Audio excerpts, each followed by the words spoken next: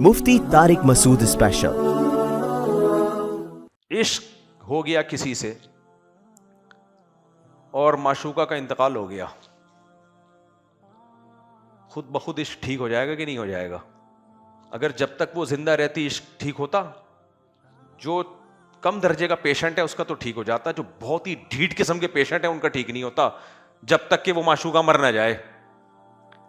मैं जब कॉल सुना करता था 2012-13 की बात है, कोई डॉक्टर बन रही थी लड़की, उसका फोन आया कि मुझे वहीं अपने जहां मैं हाउस जॉब कर रही हूँ किसी डॉक्टर पे आशिक हो गई हूँ मैं, और उसने भी बड़े लारे लप्पे दिए हुए हैं मुझे, लेकिन अब वो लारे रप्पे दे के, जैसे कि होता है नॉर्मल मर्द खेलते हैं लड़कियों के साथ, जब दिल भर जाता है तो पीछे हो जाते हैं, तो पीछे हो गया। तो उसने कहा मैं पागल हो गई हूँ उसके इश्क में, मेरा दिमाग ख़राब हो गया है, ये हो गया, मुझे वही चाहिए, और वो मान नहीं रहा मुझसे शादी पे, वो तो मुझसे जान छुड़ा रहा है, ज़ाहिर है दूसरी लड़कियों में इंजॉय कर रहा होगा वो। अब ये मुझे फ़ोन करी मैं पागल हो गया, मैंने फिर उसको जिक्र बताया, कुछ इलाज बताया, जो भी तसव्वुफ में इश्क निकालने के तरीक़े हैं वो अमल करके ही नहीं दे रही, वो अमल ही नहीं कर रही। मैंने कहा भाई आप अपनी हिफाजत करो, आप मर जाओगे इस इश्क में, पागल हो जाओगी, आपको मैं ये बता रहा हूँ, ये टोटके बता रहा हूँ, ये टोटके करो। नहीं जी। कुछ दिनों बाद उसका फ़ोन आया कि मुफ्ती साहब वो मुल्क छोड़ के भाग गया है, यहाँ से चला गया है, तो मेरे दिमाग से निकल गया। मायूस हो गई ना। इससे पता चलता है बाज़ दफ़ा इलाज ये होता है कि मायूस हो जाओ कि ये आपको मिलने वाला नहीं है, फिर इंसान सब्र कर लेता है, अगर वरना तो बेवकूफ़ होता तो गोली मार के मार देता है अपने आप को।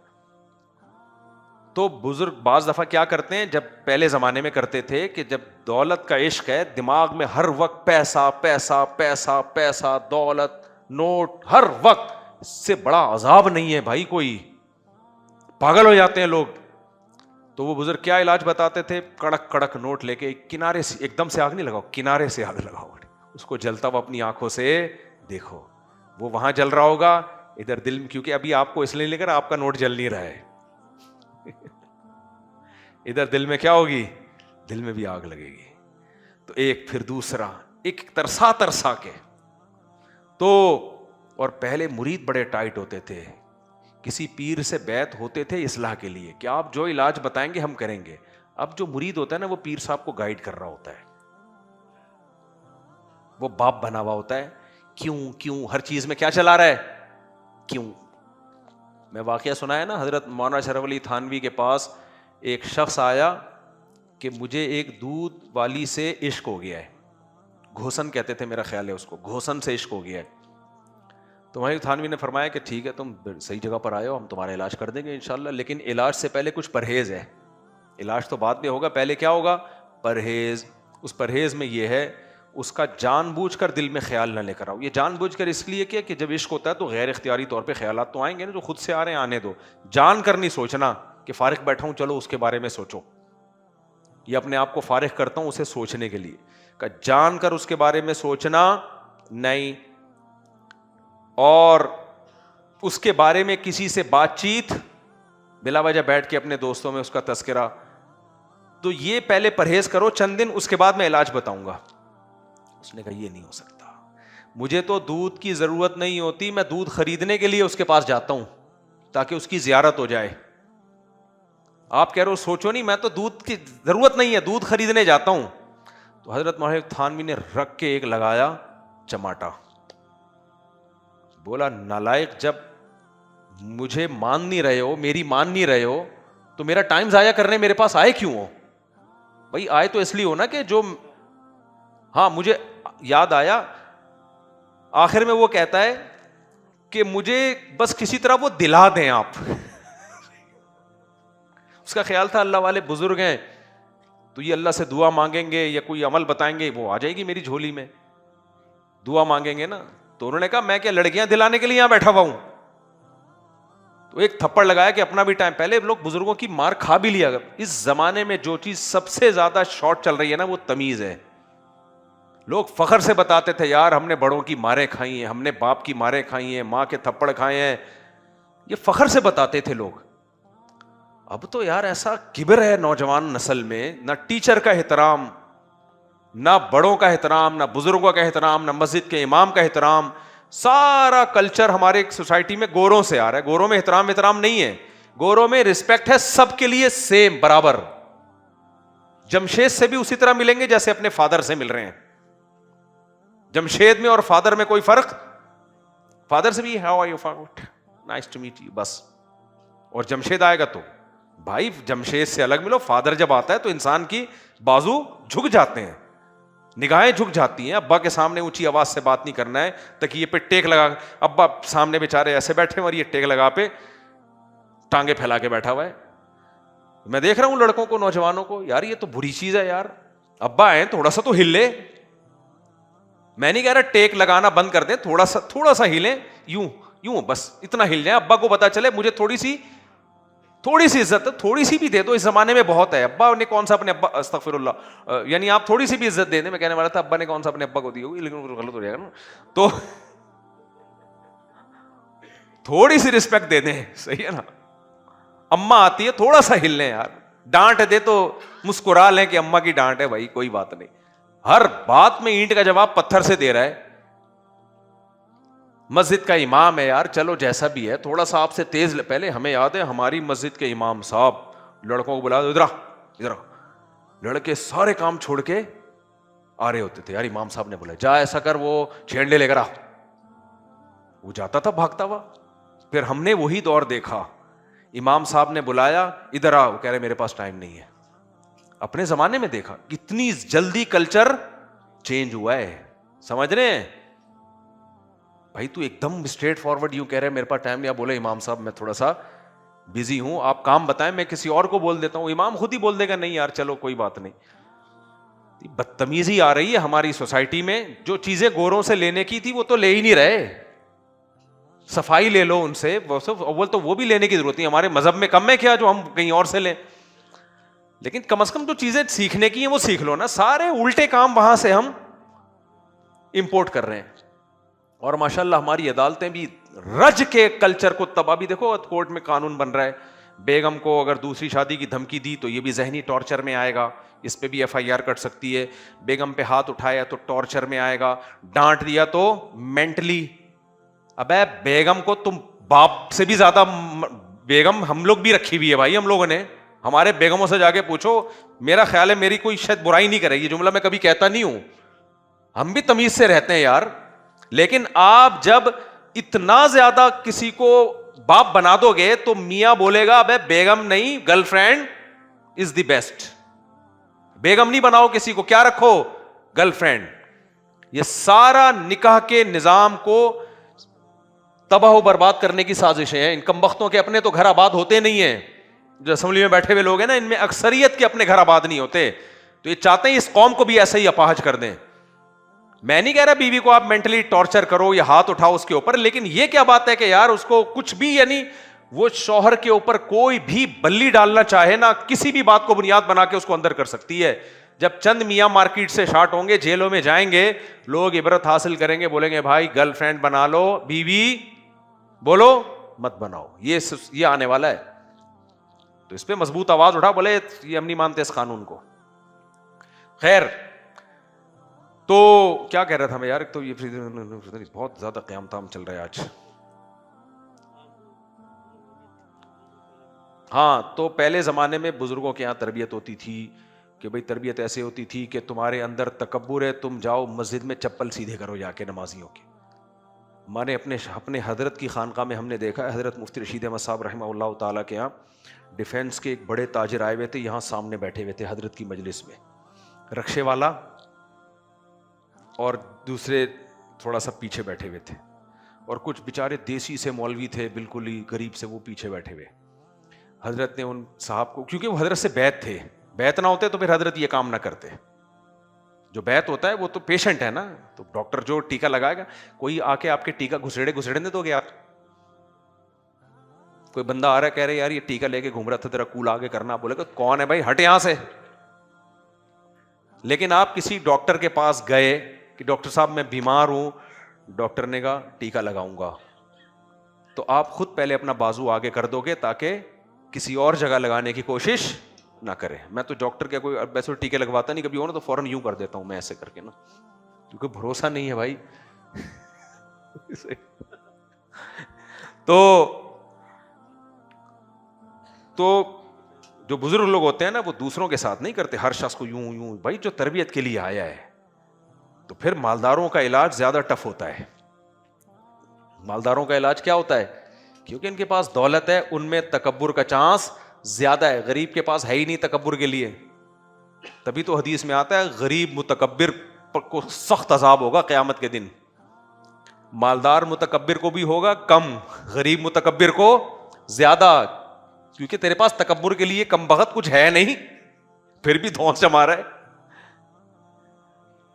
ابھی جیب میں جیب ہی نہیں ہے کپڑوں میں, اس کے پیسے نہیں تھے, درزی نے ادھوری سی تھی, پیسے آدھے ملے تھے, اس نے کہا جیب نہیں بنا رہا, اور اکڑتا پھرتا ہے. تو جیسے بوڑھا جو زناکار ہوگا اس کا عذاب زیادہ ہے کہ طاقت ہے نہیں پھر بھی ٹھرکی بنا ہوا پھر رہا ہے, عورتوں کے پیچھے بھاگتا ہے. تو پہلے کیا ہوتا تھا کہ بھائی تکبر ہے. ہاں میں بتا رہا تھا ہمارے حضرت نے کیا کیا, میں نے خود اپنی آنکھوں سے ہی منظر دیکھا. ڈیفینس کے بڑے تاجر تھے, حضرت سے بیعت تھے, حضرت نے ان کو پیچھے کر دیا کہ آپ پیچھے بیٹھے. دیکھنے میں یہ بڑی انسلٹ ہے کسی کی. کوئی نیا بندہ ہوگا بولے گا یار کیسا سلوک کر رہے, اس کو اٹھا کے پیچھے بٹھا دیا, اور وہ غریب مولانا صاحب تھے ان کو آگے. کیوں؟ فرمایا اس لیے کیا تاکہ ان کے دل میں علماء کا احترام آئے. ان کے دل میں کیا ہے؟ میں نے بعض مالدار لوگوں کو دیکھا ہے, ایک تو مولوی کوئی نام کا مولوی ہو, ہے ہی نہیں, علم فارغ ہے, وہ تو چلو, لیکن جو صاحب علم ہوتے ہیں سب سے زیادہ رسپیکٹ تو ان کی ہوتی ہے نا. ان کو ایسے گھما رہے ہوتے ہیں, وہ کھلترو کی طرح نچا رہے ہوتے ہیں بالکل بیٹھ کے مولاناؤں کو. تو حضرت فرمایا وہ مولانا صاحب آگے آ جائیں, آپ کہاں چلے جائیں, لیکن وہ واقعی تربیت کے لیے آئے تھے, ذرا بھی ان کی پیشانی پہ بل نہیں آئے, اٹھ گئے پیچھے جا کے بیٹھ گئے, اور پابندی سے آتے رہے, پھر بھی آتے رہے. آج مالداروں میں یہ ظرف ہی نہیں ہے. تو پہلے ایسا ہوتا تھا, اب بھی ہوتا ہے, لیکن اس کو خانقاہ کہا جاتا تھا, اس کو روحانی تربیت گاہ کہا جاتا تھا, جو آج کل مارکیٹ میں بہت کم چل رہی ہے. خیر پہلے فاقے کروائے جاتے تھے. خیر تو تکبر, حسد, ان سب چیزوں کے, حسد کے بھی علاج بتائے جاتے تھے. یہ کرو, یہ کرو, تاکہ حسد کیا ہو, ختم ہو. تو میں یہ بتا رہا تھا کہ کتابی علم کچھ اور ہوتا ہے, کسی اللہ والے کی صحبت کا علم کچھ اور ہو. تبھی تو صحابہ نے نبی کی صحبت اٹھائی ہے. تواضع کا مطلب بھی سمجھ میں آ گیا. تکبر, نبی سے زیادہ صاحب وقار کوئی ہو سکتا ہے؟ ہمارے نبی اتنے باوقار تھے. سیدہ عائشہ فرماتی ہیں آپ کبھی کھلکھلا کے زور سے قہقہ لگا کے ہنسے نہیں ہیں, حالانکہ آپ خوش مزاج تھے. اتنے خوش مزاج کے صحابی رسول کہتے ہیں, صحیح حدیث ہے, کہ ہم نے اپنے لوگوں میں نبی صلی اللہ علیہ وسلم سے زیادہ مزاح کرنے والا کسی کو نہیں پایا. خوش مزاج ایسے, لیکن مسکراتے تھے. آپ کے چہرے پہ کیا آتی؟ مسکراہٹ. اب خوشی کی بات ہوتی, مزاح کی بات ہوتی, چہرہ چمک اٹھتا تھا آپ کا. صحابہ سمجھ جاتے تھے آپ کیا ہیں, خوش ہیں. اور ہم لوگ کی ہنسی دیکھو. ایک دفعہ میں بیٹھا ہوا, مجھے لگا کہ ٹائر پنچر ہوا ہے نا, ہوا نہیں نکلتی ہے کر کے ایک دم. باہر جا کے دیکھا بندہ ہنس رہا ہے بیٹھ کے, عجیب عجیب اسٹائل کی ہنسی ہے ہم لوگوں کی. یہ نہیں پتا چل رہا ہوتا رو رہا ہے ہنس رہا ہے. ابھی تھوڑی دیر کے بعد رپورٹ آئے گی کہ یہ رونے کی خبر تھی یا ہنسنے کی. ہمارے نبی کو کیا کم غم پہنچے ہیں؟ وقار کا پتہ ہنسنے سے بھی چلتا ہے, رونے سے بھی پتہ چلتا ہے. ہمارے یہاں جب ہنستے ہیں ہاں, میں نہیں کہہ رہا کہ آپ غلط کر رہے ہیں, لیکن ہم جتنے ہیں اتنا ہی وقار ہوگا نا ہمارا. لیکن نبی تو بہت زیادہ وقار تھا آپ صلی اللہ علیہ وسلم کا, لیکن تکبر زیرو, کبر نہیں تھا. کیسے؟ صحابی رسول کہتے ہیں کوئی بھی مدینہ کی بوڑھی خاتون آتی, آپ کو اپنے کوئی حاجت ہوتی نا, اس کے لیے لے جاتی, آپ صلی اللہ علیہ وسلم اس کے ساتھ چل پڑتے. ایک عرب کے سردار نے کہا, جب آپ نے دیکھا نا آپ سیدنا حسن حسین کو اتنا پیار کر رہے ہیں, اتنی عزت دے رہے ہیں, تو اس سردار نے بولا میرے 10 بیٹے ہیں, میں نے کبھی اپنے بیٹوں کو اس طرح سے پیار نہیں کیا. یعنی میں تو, آپ تو مجھ سے بھی بڑے سردار ہیں نا, پھر بھی آپ. تو آپ نے فرمایا جس کے دل سے اللہ من لم یرحم لم یرحم, جو لوگوں پر رحم نہیں کرتا اس پہ رحم نہیں کیا. یہ تھا یا اس سے ملتے جلتے کوئی الفاظ تھے؟ تو آپ نے اپنی بیٹیوں کے ساتھ کیا سلوک کیا, آپ نے اپنی ازواج کے ساتھ. جو متکبر لوگ ہوتے ہیں, جب تک عورت بیوی نہیں بنی ہوتی, آئی لو یو اور رومانس کی باتیں اور ٹھش پش کیا کچھ چل رہا ہوتا ہے. جہاں بیوی بن گئی کنٹرول میں، شادی کے شروع میں تو فٹ فاٹ رہتا ہے، اس کے بعد پھر کوئی ہے جو ایسی بات کرے اس سے اور رومانس کی، اور نہ ہمارے نبی نے دیکھو سیدہ خدیجہ کو وفات کے بعد بھی کبھی نہیں بھولے آپ، حالانکہ آپ سے عمر میں 15 سال بڑی تھی، 2 دفعہ بیوہ ہوئی ہیں. پھر سیدہ عائشہ کہتی ہیں کہ جہاں سے میں منہ لگا کے پانی پیتی ہمارے نبی بھی برتن میں ادھر سے گھماتے. سمجھ میں نہیں آ رہی میرا خیال ہے بات؟ تکبر زیرو ہونے کی علامت ہے یا نہیں ہے؟ میں جب یہ واقعہ میں نے پڑھا نا، چونکہ میں تو خود بھگتا ہوا ہوں نا، مجھے پتا ہے یہ بہت کہنا بہت آسان ہے، لیکن اس کے لیے بہت بڑا ظرف چاہیے. باری تھی سیدہ زینب کی یا سیدہ عائشہ کی. نبی صلی اللہ علیہ وسلم کے گھر باری کس کی تھی؟ سیدہ عائشہ کی. مسجد نبوی میں آپ صلی اللہ علیہ وسلم صحابہ کے ساتھ کھڑے ہوئے ہیں، حضرت زینب نے حلوہ بنا کے یا کوئی اچھی چیز بنا کے بھیج دی. حضرت عائشہ کو غصہ آیا، شاید اس وقت پردے کی آیات نازل نہیں ہوئی تھیں، صحابہ کے درمیان موجود تھیں. حضرت عائشہ کو غصہ آیا کہ میری باری ہے تو حضرت زینب نے اس میں مداخلت کیوں کی ہے. ظاہر ایک سوکن کو تھوڑا ہوتا ہے نا، غیرت ہوتی ہے، بھائی یہ تو یہاں بیٹھ کے جب وہ کھائیں گے تو تعریف ادھر کی ہوگی نا، توجہ ادھر جائے گی. تو حضرت عائشہ نے غصہ آیا، حضرت عائشہ نے وہ نبی کے ہاتھ سے وہ برتن لے کے زمین پہ مار کے توڑ دیا. میرے اور آپ کے ساتھ اگر یہ ہوتا اور آپ کے دوست موجود ہوتے تو کیا ری ایکشن ہوتا؟ ہم دوستوں کو بتا رہے ہوتے میری بیگم نے، تیری بھابھی نے یہ کیا، میں نے رکھ کے چھماٹ رسید کیا. کہتے کہ نہیں کہتے؟ اب ڈرتا سسرال کے ٹکڑوں پہ نہیں پلتا میں. وہ ہوتے ہیں بیویوں سے ڈرنے والے جو سسرال کے ٹکڑوں پہ پلتے ہیں. ابے آج تک اپنے سسر سے ایک تھیلا نہیں لیا، بس 2 کروڑ کا استغفر اللہ، ایک تھیلا آج تک میں نے اپنے سسر سے نہیں لیا.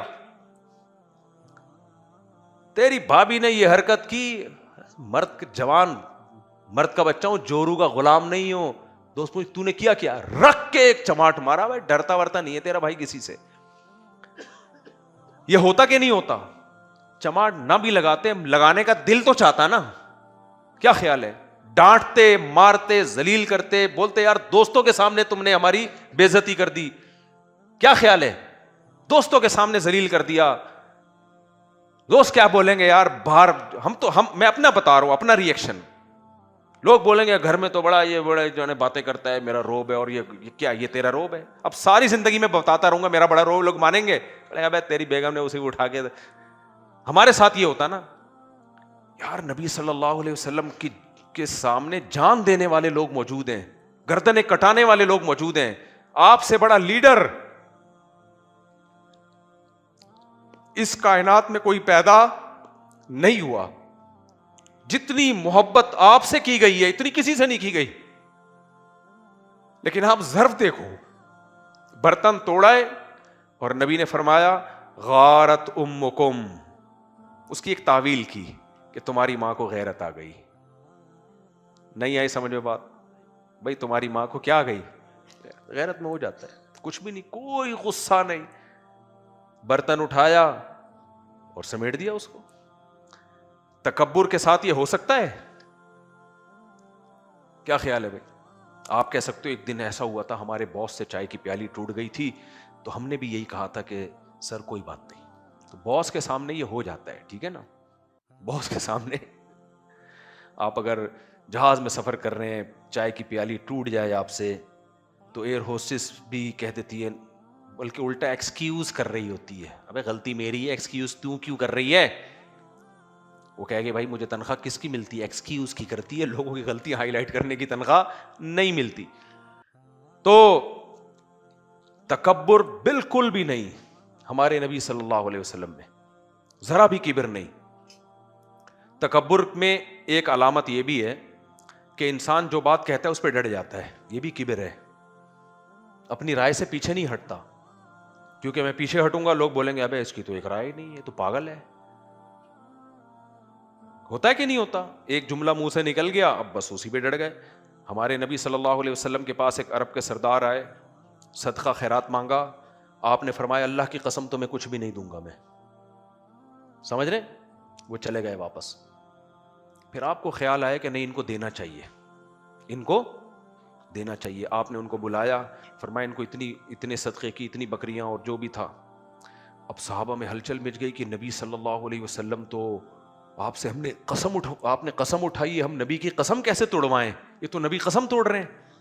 تو آپ نے فرمایا کوئی بات نہیں, من حلف علی یمین فرآ غیرہا خیرا منہا فلیکفر عن یمینہ. آپ نے فرمایا اگر کوئی کسی بات پہ قسم اٹھا لے, بعد میں اس کی رائے تبدیل ہو جائے تو کوئی بات نہیں, قسم توڑ دے, قسم کا کفارہ. پہلے میری رائے یہ تھی کہ نہیں دینا چاہیے, اب میری رائے کیا ہے. دیکھو شریعت کا مسئلہ اگر نبی بیان کر رہے ہیں وہ تو پتھر پہ لکیر ہے, اس میں آپ کی رائے چینج نہیں ہو سکتی. یہ شریعت کا مسئلہ تو نہیں ہے نا کہ اس کو صدقہ دینا چاہیے یا دینا مناسب نہیں ہے, یہ تو ایک رائے ہے نا, مناسب ہے یا نہیں ہے. تو آپ کی رائے, اور کتنی مضبوط رائے تھی کہ قسم اٹھائی آپ نے, لیکن جب وہ رائے چینج ہوئی تو آپ نے قسم کا کفارہ توڑ بھی دی, قسم کا کفارہ بھی ادا کیا.